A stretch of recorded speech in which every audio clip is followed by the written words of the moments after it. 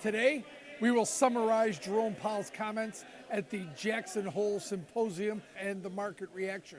The big move. He went through a lot. It was much longer than normal on this speech, but he did a lot of housekeeping at the end of his speech. But the main message that Jerome Powell gave was this: the balance of risk appears to be shifting.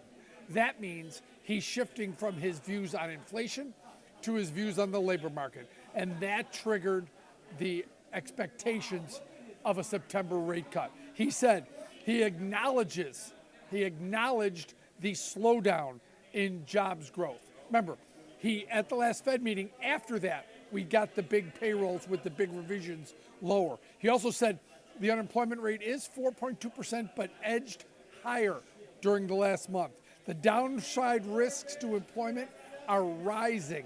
All these things, the focus on the labor market was the key here. He also said GDP growth has slowed, consumer spending has slowed. Now, he said he does not allow a one-time increase in prices to become entrenched. There is the pivot away from inflation. He said it may warrant adjusting our policy stance, and the demand for higher wages based on inflation not likely. He went through a scenario where there may be, because of higher prices, more need for wages. But then he said that is not likely.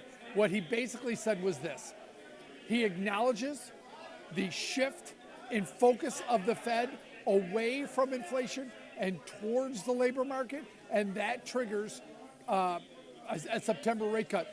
The probabilities of September rate cut were working their way down throughout the week. They have now spiked back up to where it is currently 89.4%. Now, some financial news said it was 100%. It's not 100%, but it's close, right? If it stays here around 89.4, there will be a September rate cut. So the important thing, what the market's taking from this is Jerome Powell is no longer focused on inflation.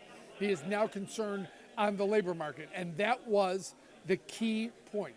That means lower interest rates. You saw the 10-year yield spike down lower. You also saw the dollar go down. Why?